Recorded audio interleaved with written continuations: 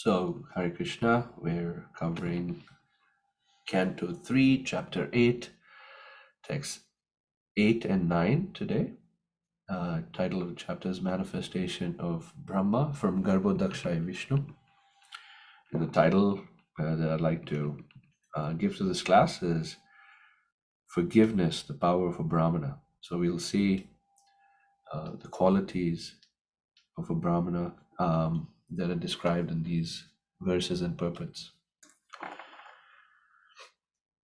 Om Jnanatimirandhasya Jnananjana Chakshur Unmilitam Yena Tasmai Shri Gurave Namaha Shri Chaitanya Manobhishtam Stapitam Yena Bhutale Swayam Rupa Kadamahyam Dadati Swapadantikam Vanchakalpatarubhyascha Kripa Sindhubhya Evacha Patitanam Pavanebhyo Vaishnavebhyo Namo Namaha Jai Shri Krishna Chaitanya Prabhu Nityananda Shri Advaita Gadadhar Shivasadi Gaur Bhaktavinda Hare Krishna Krishna Krishna Hare Hare Hare Rama Rama Rama Hare Hare Om Namo Bhagavate Vasudevaya Om Namo Bhagavate Vasudevaya Om Namo Bhagavate Vasudevaya Narayanam Namaskritya Naram Cheva Narottamam Devim Saraswatim Vyasam Tato Jayamudirayet Nashtaprayeshu Bhadreshu Nityam Bhagavata Sevaya Bhagavatyuttama Shloke Bhaktir Bhavati Naishtiki. Okay, Hare Krishna. Vrindavan Prabhu, nice to see you. I'm going to share my screen.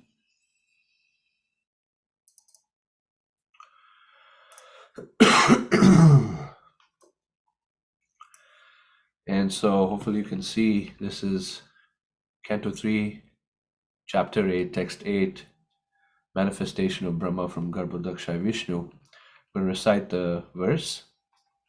Sankhyayana Paramahamsya Mukhyo Vivakshamano Bhagavad Vibhuti Jagadasosmad Guruvinvitaya Parasharayatha Brihaspatescha. So the great sage Sankhyayana was the chief amongst the transcendentalists. And when he was describing the glories of the Lord in terms of Srimad Bhagavatam, it so happened that my spiritual master Parashara and Brihaspati both heard him. Text 9. Pravacha. By the way, this is Maitreya speaking to Vidura. So Maitreya is speaking about his spiritual master as Parashara. Then he continues. Provacha mahyam sadayalurukto muni pulastena puranamadhyam soham tavaitat katayami vatsa shraddha lave nityam manuvrataya. Nice verse. Translation.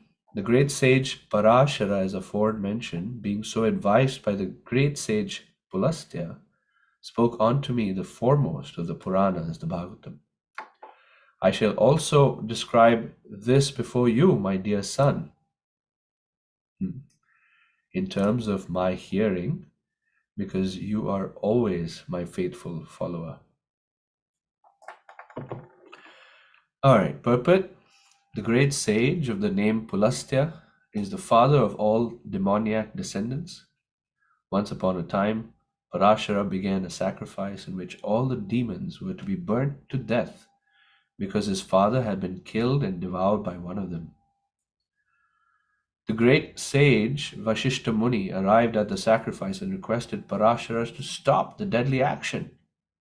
And because of Vashishta's position and respect in the community of sages, Parashara could not deny the request. Parashara having stopped the sacrifice, Pulastya, the father of the demons, appreciated his Brahmanical temperament and gave the blessing that in the future he would be a great speaker on the Vedic literatures called the Puranas, the supplements of the Vedas. Parashara's action was appreciated by Pulastya because Parashara had forgiven the demons out of his Brahmanical power of forgiveness. Parashara was able to demolish all the demons in the sacrifice, but he considered, demons are so made that they devour living creatures, men and animals, but why on that account should I withdraw my Brahmanical power or Brahmanical qualification of forgiveness? As the great speaker of the Puranas, Parashara first of all spoke on the Srimad Bhagavatam Purana because it is the foremost of all the Puranas. Maitreya Muni desired to narrate the same Bhagavatam he had heard from Parashara, and Vidura was qualified to hear it because of his faithfulness and his following the instructions received from superiors. So, Srimad Bhagavatam was being narrated from time immemorial by the disciplic succession, even before the time of Vyasadeva. The so-called historians calculate the Puranas to be only a few hundred years old. Factually, the Puranas existed from time immemorial, before all historical calculations by the mundanas and speculative philosophers. And that sort of ends the introduction to I'll keep this on because I might reference the verses. So that ends the section, the introduction section, before Maitreya goes on to discuss with Vidura how creation happened, or the sub-creation happens, because here he's discussing how Brahma becomes manifest from Garbhodakshaya Vishnu. The shell of the universe has been created, the various elements have come into being. So Vishnu does what's called Sarga, or the initial creation, and then Brahma does Visarga, which is a sub-creation, empowered by Vishnu and given the blueprint by Vishnu to execute that sub-creation. So the first 9 verses of this chapter is where Maitreya Muni is expressing his gratitude to Vidura for his questions. He's expressing his affection to Vidura. He doesn't have a big class in front of him. Maitreya just has one student at this time, and that's Vidura. And that we see in the nature of most of our conversations in the Bhakti tradition is the transformative power is generally on one-on-one conversations. Krishna speaking to Arjuna, here Maitreya speaking to Vidura, Krishna speaking to Uddhava later in the 11th canto, and so forth. So it is not that for the disciplic succession to continue, one needs to be a big preacher or to have big classes.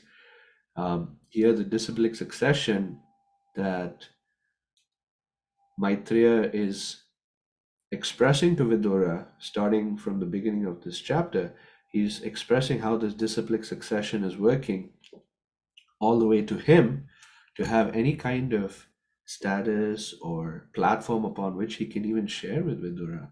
So he's right at the outset giving credit to the disciplic succession he's from,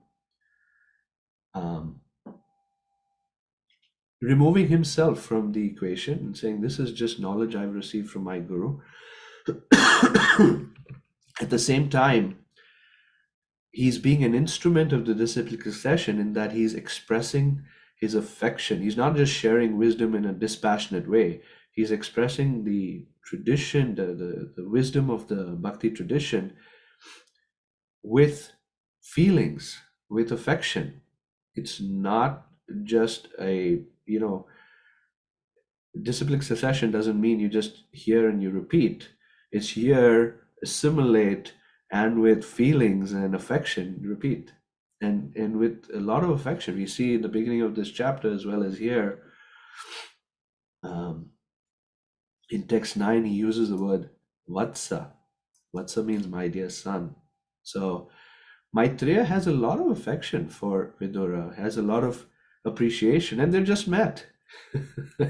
It's like instant um, camaraderie, because he recognizes the qualities of Vidura, the family he's come from, the um, uh, the training he's received, and Vidura was considered to be one of the foremost mantris at the time, or ministers.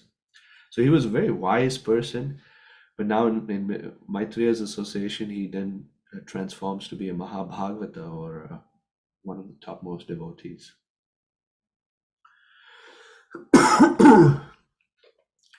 And in this disciplic succession that's being discussed is one of the four bona fide disciplic successions.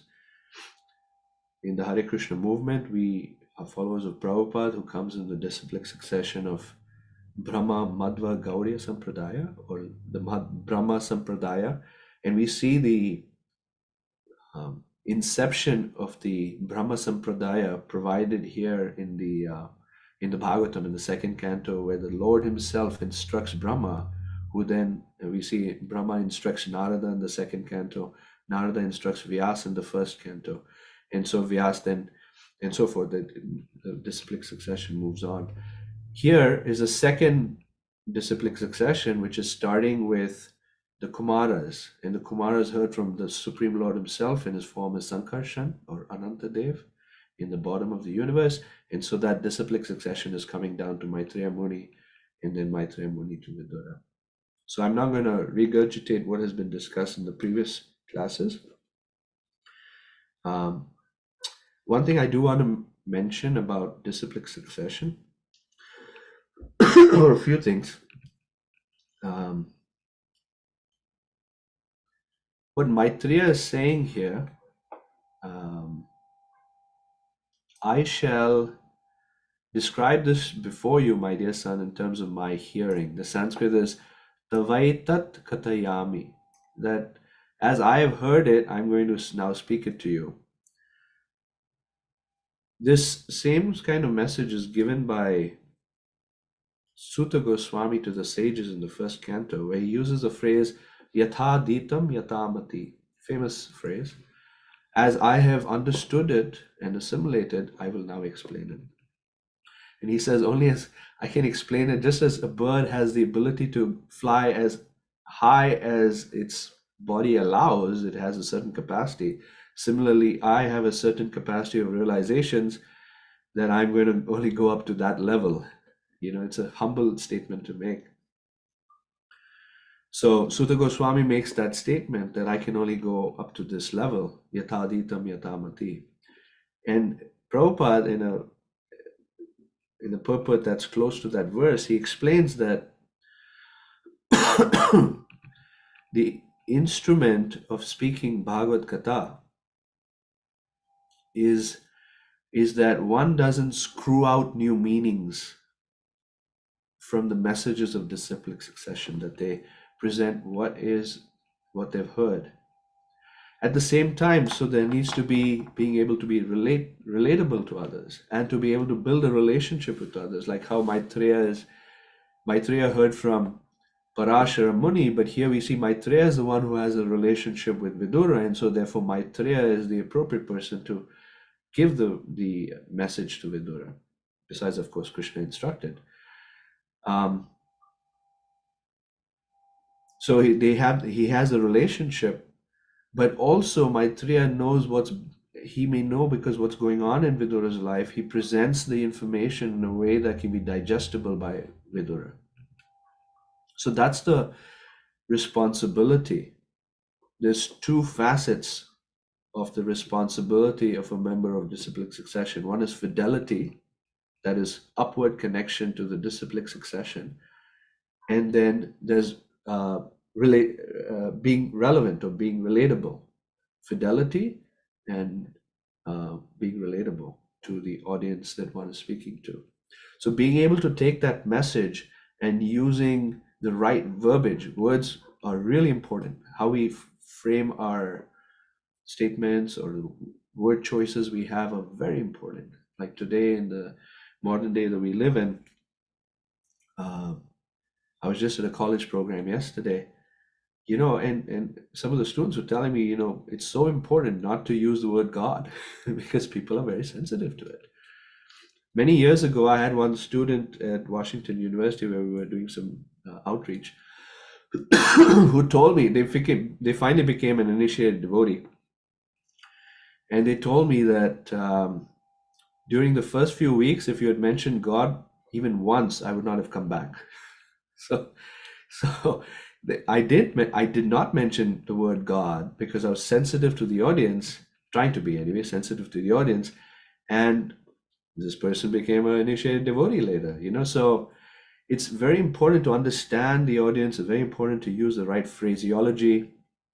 It's so critical. So that's the responsibility of a member of someone who is speaking Krishna Katha, is fidelity, you're staying connected, and you're being relatable.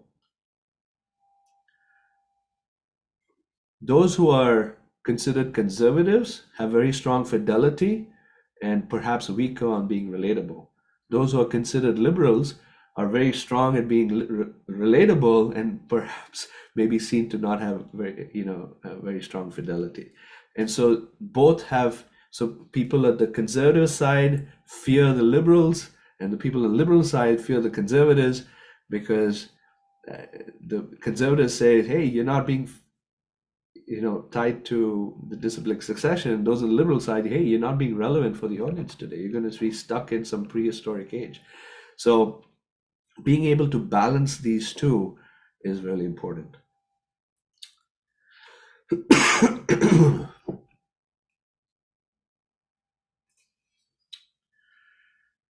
So I will now move on to this topic of forgiveness.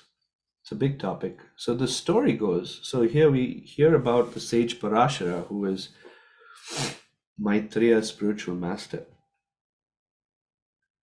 Parashara Muni is the son of a sage by the name Maharshi Shakti. And Maharshi Shakti is the son of Vashishta. So Vashishta had a son, Maharshi Shakti, and Maharshi Shakti had in the womb of his wife, apparently at the age of 12. This description is given in the 19th chapter of the first canto. When Parashar Muni was born, or before he was born, he was in the womb of his mom, and she was 12 years old. He heard about the Vedas, and just like Prahlad Maharaj had heard from Narada Muni while being in the womb of Kayadu, similarly Parashara also heard in the womb of his mother and was very learned in the Vedas. But later, he then along with Brihaspati, as was discussed in the previous verse, Parashara and Brihaspati, they heard from Sankhyayana Muni. So there's not much spoken about Sankhyayana Muni, but Parashara and Brihaspati heard from him, and then Parashara became even more qualified. And this is the same Parashara, by the way, who was the spiritual master of, who was the father of Vyasadeva. So quite a astounding set of personalities we're discussing about here: Maitreya, Parashara, Vyasadeva, etc. So Vashishta, so what happened is Maharshi Shakti, the father of Parashara, was in a forest one time and he was eaten by a demon, by a Rakshasa. Pulastya was one of the greats, one of the sons of Brahma, who was given the job to create progeny. Like many other sons of Brahma were given that same job. The Kumaras were first given that job and they said, no way, Jose, we're not doing it. Because they wanted to remain brahmacharis. To each his own. So the Kumaras went off and did that. Of course, Brahma got angry because he wanted some obedience. He had some expectations there. And that didn't happen. But so later, Brahma created more sons, and those sons created progeny. Now, Pulastya, he created the class of Rakshasas, he created the Kinnaras, he created the Vanaras, like Hanuman is a Vanara and so forth. So Pulastya created the Vanaras, he created the Gandharvas, and so forth. So that's the class of species that he created. One was the Rakshasas. So in one sense, the Rakshasas were Pulastya's children. One Rakshasa had killed the father of Parashara. Parashara got so mad that he wanted to destroy the entire universe. He was stopped from doing that. And so then he did a sacrifice he wanted to do a sacrifice to kill the entire Rakshasa clan. That's intense anger. He was like wanting to get back. Similar to, you might remember the Dhruva story in the fourth canto. Dhruva's stepbrother and his stepmom were killed by the Yakshas, one Yaksha actually. And Dhruva wanted to get back at the entire Yaksha clan. By the way, the Yakshas are also offspring of Pulastya. So the Yaksha clan were also being targeted by Dhruva with his intense anger, and he went by himself to kill the entire Yaksha enemies, what he considered enemies. So there's lots of wonderful story there. But finally, his grandfather, because Dhruva's father was King Uttanapad, and Uttanapad's father was Swayambhuva Manu.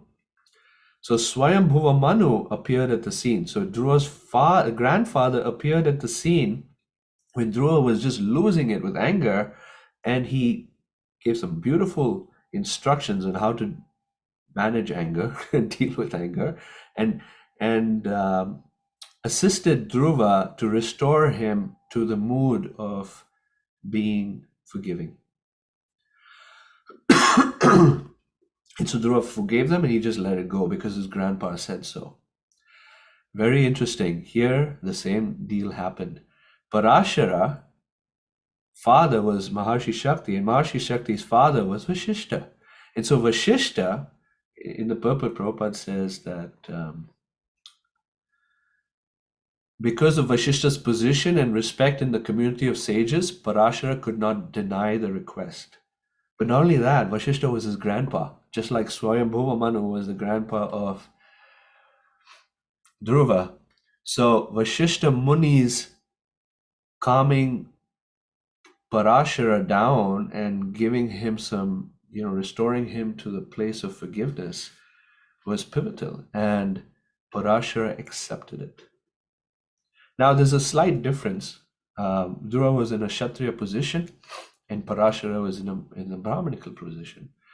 Those who are Kshatriyas, it is said by Bhishma Dev in the Mahabharata, those who are Kshatriyas have difficulty forgiving. Very interesting.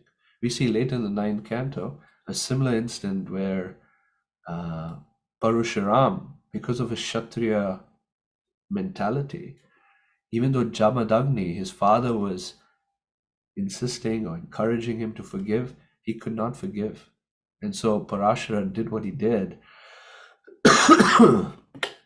destroying Kartavya, Arjuna, and various kings of the world. It's hard for Kshatriyas to forgive. They're very passionate. When one is very passionate, it's hard to forgive. So, but Parashara is of Brahmanical nature, and as we learn in the Bhagavad Gita, Krishna says, Brahma Karma Swabhavajam. So the kind of actions we exhibit or we actually engage in, our actions and our speech are tied to our internal qualities. Swabhavajam. Brahma Karma, or the work of a Brahmana, Swabhavajam. It is born from one's Swabhava, one's nature. One of the key crowning qualities of a Brahmana is Kshama, or forgiveness, or Titiksha is forgiveness or tolerance. Crowning qualities. So Krishna says because of that Swabhava of a Brahman, they can very easily forgive.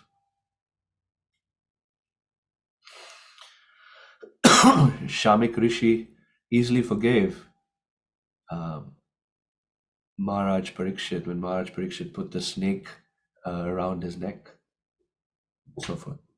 So it's the nature of Brahmanas to forgive.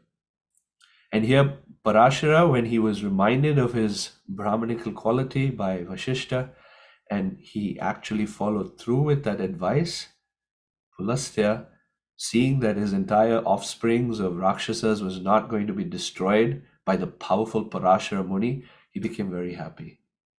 He became pleased by the actions of Parashara. And so then he blessed Parashara. This is how to receive blessings and please the great souls like Pulastya. So he then blessed Parashara that you will now be a great speaker of the Bhagavatam, meaning you'll first learn and assimilate and realize and be able to share. And so with that blessing, Parashara spoke and then Maitreya learned. So one of the things that the verse says,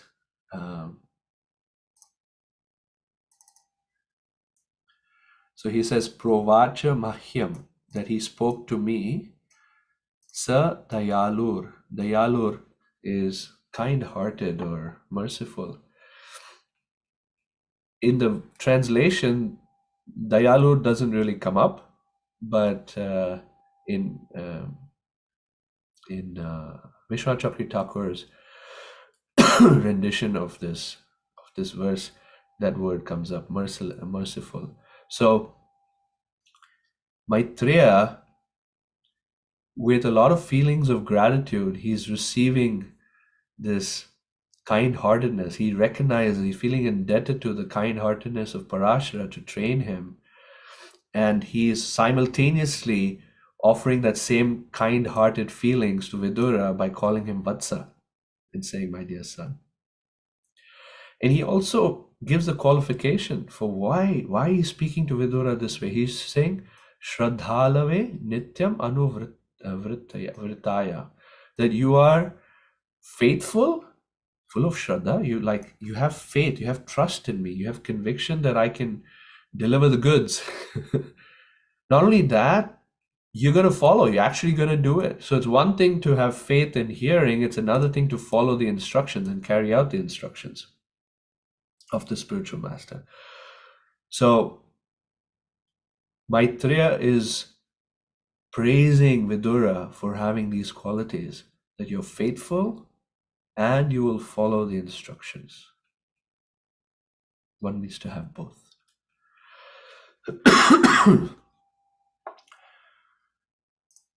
Oops. So now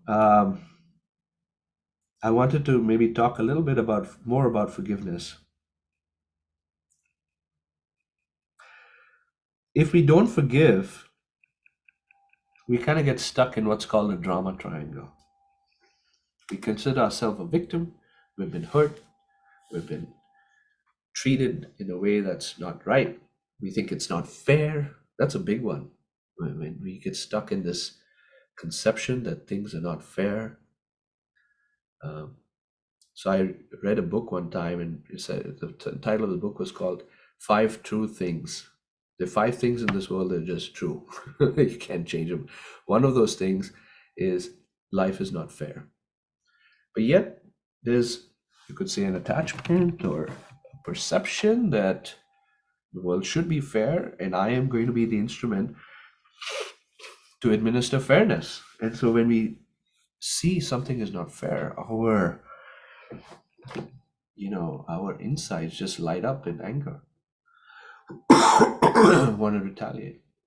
And so instead of being a victim, now one becomes a persecutor, because we lash, that anger can be unleashed onto people, onto situations, onto ourselves, maybe even. So instead of getting stuck in the drama triangle, how do we enter into this mood of forgiveness? Right? It's a big topic, actually, and Mahatma Prabhu does a whole workshop around forgiveness. I've attended one of the workshops. It's really wonderful.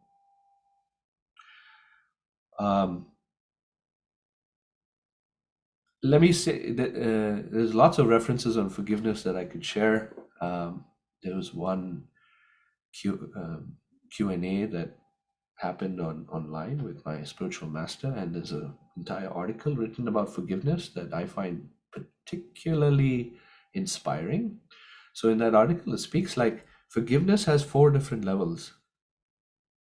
The first level is where you forgive just because you know it's like self-preservation. It's good for you.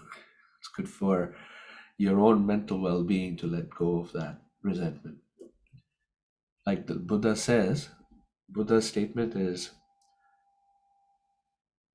holding on to resentment is like holding on to a burning piece of coal and hoping that somebody else is getting hurt. that's, that's what resentment is. That's at a basic level. So we say, okay, I don't want to get hurt. I'm just going to let go of it, forgive. The second is level of forgiveness. One understands, I'm experiencing this problem because I actually deserve it. It's part of my karma. The law of karma is acting out, and I am being hurt today or betrayed today or whatever that's causing us to feel resentful because of my own past. And so being able to accept that, that is really my own karma, it's a big deal, and that's like the second level of forgiveness. The third is to see actually Krishna's hand is in it, where now it switches from just acceptance to gratitude. And we see this in the Avanti Brahman story, where he recognizes that people are being mean to me because this is Krishna's kind mercy on me to learn the quality of detachment. This is Krishna's mercy on me to wake up from the oblivion of forgetting him. It's his kindness. So if one can feel grateful for otherwise very triggering, anger triggering circumstances, that's at the third level of forgiveness. And the fourth level of forgiveness is like Maharaj Ambarish, where there's no need to even forgive. There's like, one is so humble that one recognizes that this needs to happen to me anyway. So when Durvasa Muni treated Maharaj Ambarish in a pretty unfair, terrible way, Maharaj Ambarish didn't carry an iota of resentment. In fact, he just continued to have respect for the great sage Durvasa. So that's a super topmost level. So those are the 4 levels of forgiveness. Let me just comment on this second level of the karma, recognizing that it's my own karma. Several years ago, in an Amish community, there was a shooting happened. There's a shooter who shot children in a school of an Amish community. I mean, the Amish are like completely, obscure community that live in remote areas of the United States. Yet their kids were being targeted by this weird, mentally disturbed person. He shot 10 girls, 5 girls died, and then he shot himself. And the Amish went to the funeral of that person, of the murderer, and they consoled his wife. Can you believe it? And they fundraised for his family. And when asked, what is it that makes you, empowers your forgiveness this way? And the Amish said, the Bible says, request God to forgive our transgressions for how we have transgressed others. So some related to the topic of karma. And so they were so wonderfully forgiving. Now, it doesn't mean when we forgive someone, we may certainly distance ourselves from them if they are continuing to be hurtful or what have you. So staying distant from a person doesn't mean we're not forgiving them. That could certainly be forgiven it, but we can respect one from a distance. Or it doesn't mean we condone the behavior. It's okay that he murdered those 5 girls. No, he may need the punishment. He may need to go through the proper purification or correction process. So behavior doesn't need to be forgiven. The person can be forgiven. One time, I had a student, again in Washu. She had a boyfriend she was white, and she had a boyfriend who was Indian. And her Indian boyfriend parents were very, you could say, not accepting of her and were disrespectful and of both of them. And she was really having a hard time. So she wrote to me one time and said, I'm really struggling with forgiveness because these parents of my boyfriend are just so mean and so hurtful. As you can imagine, right? Indian parents sometimes have a problem with non-Indian prospective in-laws, daughter-in-laws or son-in-laws. So I actually, had studied a bunch of forgiveness things, and I put together for her a step-by-step process of how to address that forgiveness. So I'll share that with you. The first thing I told her was, first step into their shoes. So forgiveness is aided significantly by looking at the situation from the other person's perspective. Who knows what past impressions they've received from their younger days or even their previous lives. So their antagonism is an exhibition of internal brokenness or hurt that's unrelated, likely unrelated to you.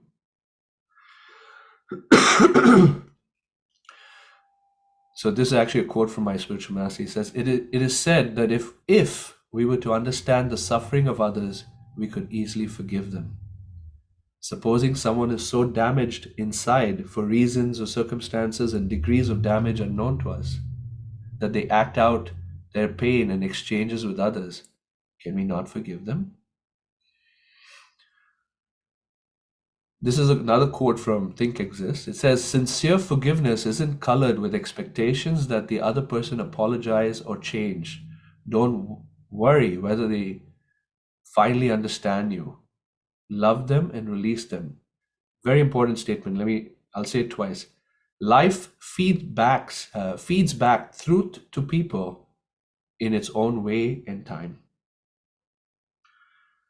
So life feeds back truth to people in its own way and time. The way my spiritual master says is like the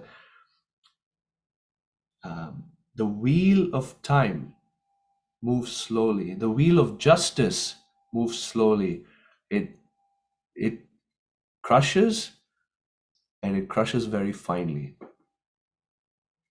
So it may be that we might say things are really unfair, and how can this be allowed to happen? It may be that time is required as that crushing but very fine wheel of justice moves. And it may not be within our purview of time that we can see, but it will happen. So that was the first advice that I gave to this individual, is stepping into the other person's shoes and see it from their perspective. And by the way, that's exactly what Parashara did with in the purport. We see that's what Parashara did with the Rakshasas. The Rakshasa who killed his father. Here he says, the mentality of Parashara is discussed. He said he considered demons are so made, they just like that. They devour living creatures, men and animals. But why should I, on that account, withdraw my Brahmanical qualification of forgiveness? So he understood that that's how they are. So stepping into their shoes. The next advice I provided was introspect and reset expectations. If we are getting angry or disturbed by another person's actions onto us, then it's important to then identify what is it, what are the impurities within me that are being triggered, right? And so now we can take full responsibilities for our internal makeup that's being triggered to exhibit that anger. or resentment. What are we attached to? Are we attached to being liked and accepted? Are we attached to seeing that people are treated fairly? Is there some combination? So if we can recognize our attachments, it's easier to take ownership of our feelings, and thus it increases our ability to forgive. And if we can gradually release ourselves from the expectation of how others, especially those close to us, should behave by finding deep shelter and happiness in our relationship with Krishna, then forgiveness can come easily. A quote by Bhaktisiddhanta Saraswati Thakur said, "No one can hurt you if you don't hurt yourself." Nice, huh? No one can hurt you, Bhaktisiddhanta. No one can hurt you if you don't hurt yourself. And the last suggestion I gave to this individual is prayer. It's a very simple 3-part formula. Yes, thank you, and please. Yes, meaning acceptance. Krishna, I accept your orchestration of whatever situation you've provided in my life. Nothing happens without your sanction. And I have faith that there's love behind it. So that acceptance. Then the next is thank you. Thank you for providing me agents in various situations to help me purify my own existence and make me close to you. And the last, and the very important one, please help. It is very difficult for me. Please help me cope with this resentment and pain I'm feeling inside, and help me rise above the hard feelings I'm experiencing towards these souls of yours. So, depending on Krishna. Yes, thank you, please. Yes, I accept it. Thank you. I know there's a lesson here for me, and please give me the strength to see the lesson and give me the strength to rise above my own resentment.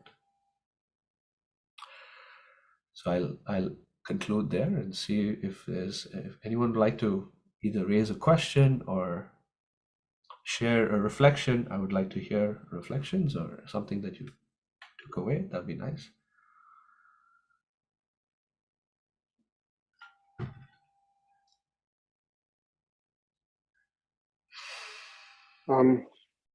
Thank you, Yamuna Jivana. Because the last part, I think, was something that I needed to hear. So thank you so much. But I had a question. In the forgiveness aspect, in the case of resentment, when it's somebody who is senior to you or who is kind of far distance from you, is a different thing. But for example, as a parent, you're trying to teach your kids something, but then in spite of multiple repetitions, you see that behavior is kind of repeating. And then it's true that the 3 points that you said, kind of accepting that it's their personality, and then what is triggering to you, again going back to the drama triangle, and then praying to Krishna. But is it all in, or do you kind of see that is there something else to that when the personalities kind of change, where you're in a leading position as a parent figure, you're trying to teach the kid, or is there any indirect or different way to kind of tell them, or is it like those are the only 3 points that you suggest? So parenting is a big topic, and how to deal with children, a lot has to do with our training, our maturity, the children themselves, our personality. I'll tell you a little story, and maybe this gives you at least one dimension of how to approach this issue. So I was in a meeting, and so one of my initiatives at work is Better Together, is what I call it. So I've sort of I started this with a group of people where we kind of do self-training and how to be better managers and better leaders for middle management in the organization. And so this was on Thursday. Myself and another individual were sharing concepts of this thing called this concept called 5 Dysfunctions of a Team by a guy named Patrick Lencioni. It's a very nice model to understand how to work as a team. It can certainly be applied to a family situation because we are a team in a family. And so as we were debriefing in that session about some of the concept we were hearing, one of my colleagues was sharing about his experience with his children, or child, I should say.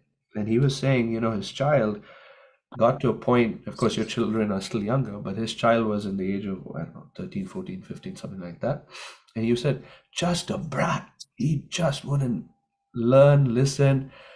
And we tried everything. We tried, um, uh, taking his toys away, what he loved the most, his Xbox and PlayStation. And we tried to, come down with the heavy hammer, and we tried to do this and we tried to do that. And what worked for them finally, he said, we um, we then said, this is not working. Our traditional and easy way of parenting is not working, because it's easy to be heavy with the children. So he and his wife decided to treat their child. They went to the video game shop, they bought him a video game, they took him to his favorite restaurant, and so forth. So he was like all smiles. And they sat him down in the restaurant and started to talk to him about, hey, we just want to, talk to you about what we're observing. We just want to share with you what we're observing. We're not here to tell you what to do or not to do. We just want to hear from you what's going on. Excuse me. And so they took that approach where they invited the child to share the inner dynamic. And just being truly given a platform to be heard without judgment or without, force or anything like that. The child opened up and said, they're just dealing with being a teenager. And so then that really helped repair the relationship between the parents and the child. And he said it was so much easier then for us to work through stuff after that. So there's a book actually called How to Speak So Children Can Listen, or something like no, how to listen to children. Someone knows the title? I don't remember. It's something along those lines. How to deal with children so they can speak, or something like that. Anyway, so point being that even at an early age, to get into dialogue, having a wholesome dialogue with the children can be helpful. Now, that's just one dimension. There may be other dimensions of how to deal with the situation. Thank you. But those three were so helpful. I think. Thank you for presenting that. Yeah, you're welcome.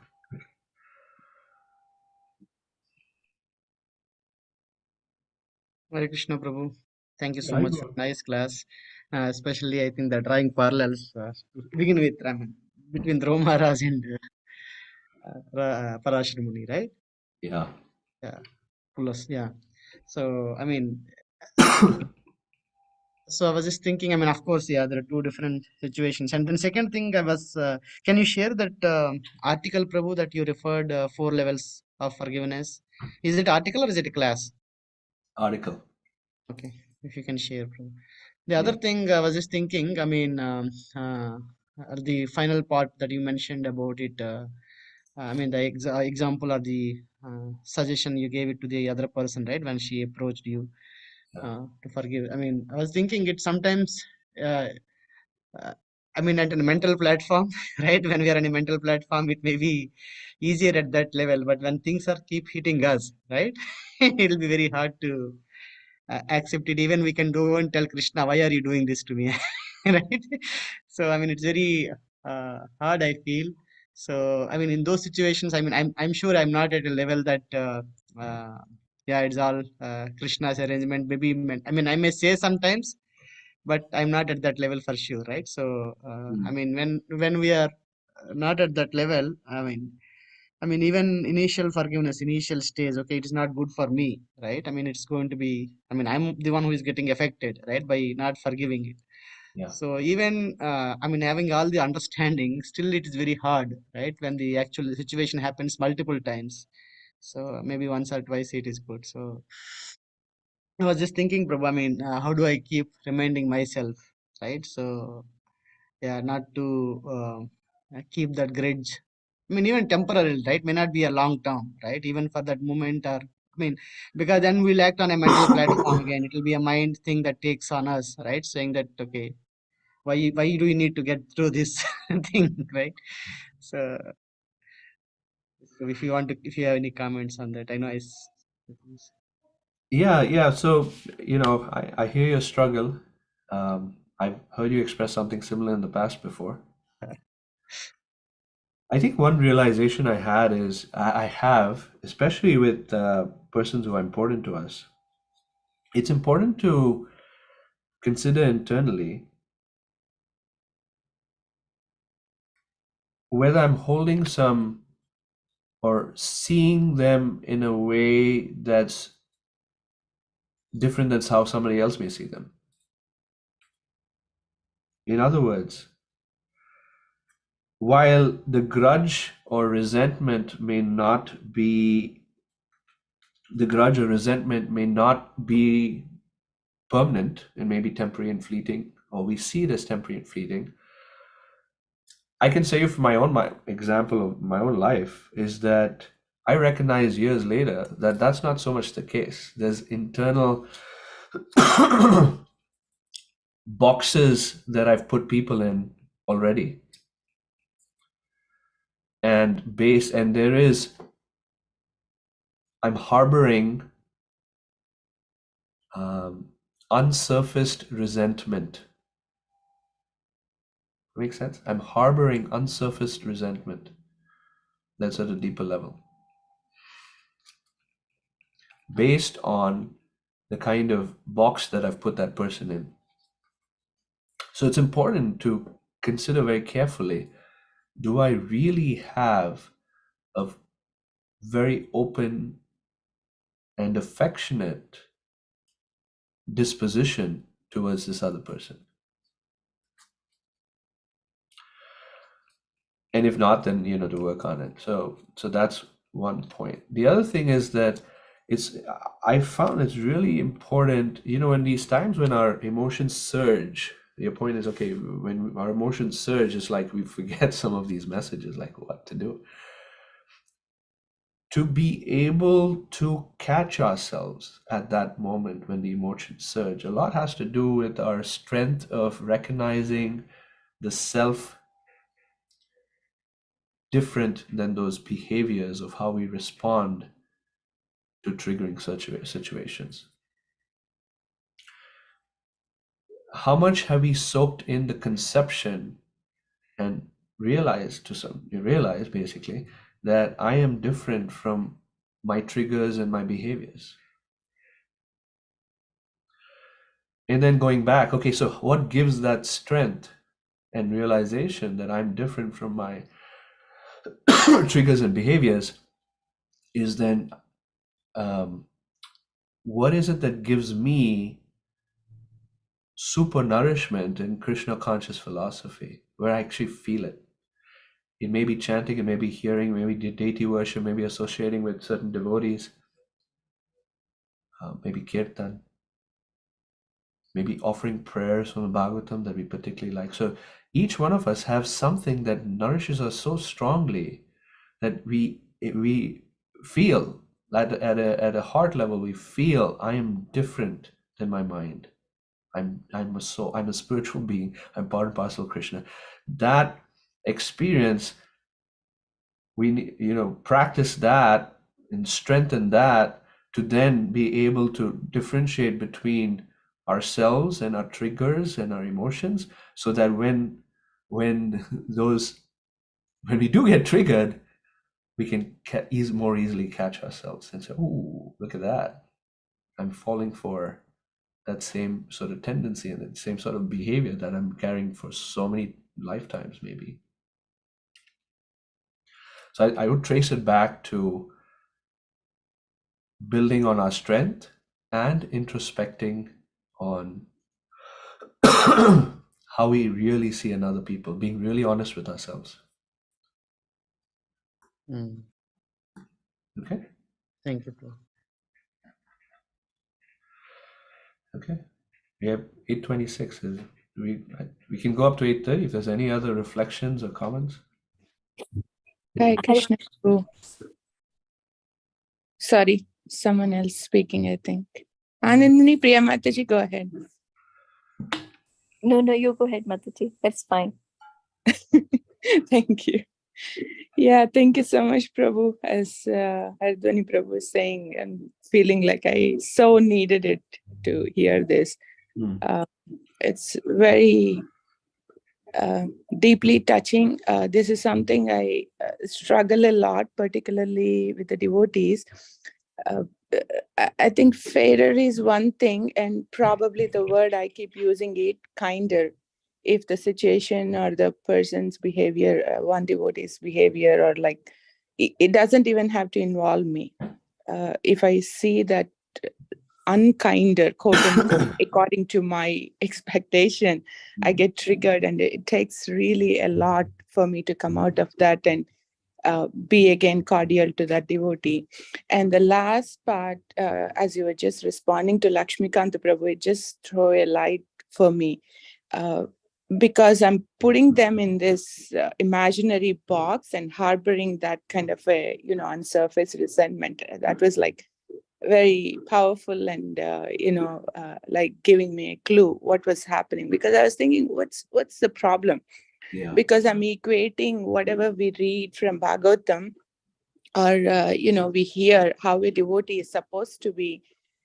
And I'm actually seeing the same kind of behavior towards myself because I'm not there. So whenever I see there is a discrepancy, this resentment is keep building and like so much looking down and be negative and all that stuff. But the way you have, brought that, I particularly liked your advice given to that Washington University student. That was so powerful. Though we know intellectually, but like applying it and reminding ourselves every day, I think that's going to be very helpful. And that Parashar Muni's statement was like super striking. Okay, whoever is that the person, let them be whatever. But why do I have to give up me being kinder to that devotee, right? I'm saying, oh, they're not kind to that other person. See, but why do I have to be unkinder to this person? Yeah, so that was very powerful. Thank you so much. Thank you for your reflections. Nice. Anandini Priya Mataji. Hare Krishna, Prabhu. Hare. Actually, thank you for the your wonderful realizations and class. And I was just reflecting on what Lakshmikant Prabhu was saying. And I was thinking that, yeah, it's not easy to forgive. It's a journey that we have to go. It does not happen. Like if I hear something, it's not that time it may look good and we think, yes, I want to apply, but next moment it doesn't happen because it takes time. It takes actually a long time, and it's I think it's okay for it to take time. Like when a girl is pregnant, right?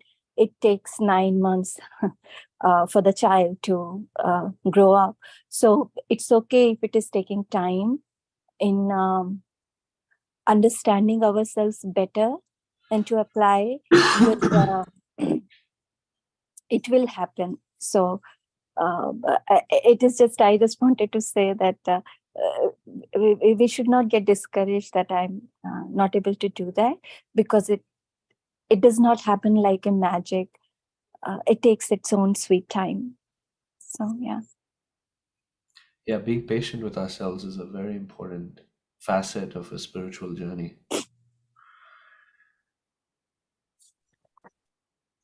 Nice. Okay, we're at 8:30. Unless there's another comment somebody want to make? All right. Hare Krishna, Yamuna Jivana, Prabhu. Shri Hello, Balabhadra. Prabhu. Nice to hear. Dandavat pranams, all glories to Guru Maharaj and Srila Prabhupada. As always, a beautiful class, well thought through, well prepared, and coming from the heart, for sure. Wow, Thank you thank you again. so much. I just wanted to, you brought some very nice things to, it triggered a lot of other pastimes as well. I'm such a fan of, the stories and, all the things that happened during the Mahabharata. Hmm. So one of the things that comes to my mind, just contrasting, between the incident where Ashwatthama kills the sons of Pandavas, right? And Arjuna is seething in anger. Draupadi sends him off to say, "What kind of a man are you? Go get him, behead him," right? And he is off as a Kshatriya. And the mention that you made regarding Kshatriyas having difficulty in terms of being able to forgive easily, that came to my mind, and what ensues is Arjuna actually gets a hold of Ashwatthama, binds him in ropes, and brings him and throws him at the feet of Draupadi. And you see Krishna is there, Bhima is there, Draupadi, of course, is there, and Arjuna is still seeing his eyes are bloodshot. The situation is so intense, and Bhima is literally egging Arjuna to go ahead and just behead him, right? And you see how Draupadi's whole composure changes. She's not thinking about revenge at that point in time, and she actually asks Arjuna to forgive him, thinking about the plight that Ashwatthama's wife and his family would be going through, similar to what she was going through, what she was experiencing. Like you said, put yourself in the other person's shoes. I was just contrasting. All of that was just coming back to me, and I was thinking, yeah, I mean, it's and how Arjuna, in fact, even before Arjuna reacts and responds, Krishna also says, "Go ahead." He actually sanctions. He actually tells Arjuna, "Go ahead, kill him." But he's doing it with a purpose, right? He's in a way being mischievously letting Arjuna use his own intelligence because he's confident that his devotee will do the right thing, right? And Arjuna goes ahead and does the right thing by not killing him, but at the same time killing him by humiliating him, right? And then Krishna curses Ashwatthama to roam the forest with disease and pus and wounds, and death would not come to him for thousands of years. So that was the curse, right? So that was one, and I was contrasting the other side with the story of the Avanti Brahmin, right, in the 11th canto, right? And how the man is completely, people are treating him so badly. The boys are throwing stones at him. Some people even defecate on him. They're throwing feces at him. It's such a horrible situation. Yeah. And he's able to withstand and able to, he's beyond, forgiveness, which you were talking about, right? Haridas Thakur is the other one. I mean, so all these were just coming back to me, and thank you so much for you. This was a very, very important topic because we are all going through, in every step of our life, we have these kinds of incidents hitting us, and sometimes we're reacting more than responding, and it just helps so much just to bring to bear these important principles that you just shared in such a short time, because forgiveness is a very deep topic. And I really appreciate how you covered that and brought to light some practical ways in which we can deal with forgiveness. Thank you. Wow. That's a beautiful expression and connecting these very stories. Fantastic. Thank you so much. Okay, I think we'll end there at 8:35. Thank you all very much for your kind attention and being present. We will see you next time. Hare Krishna. Srila Prabhupada ki Jai. Gantara Srila Bhagavatam ki Jai. Jai.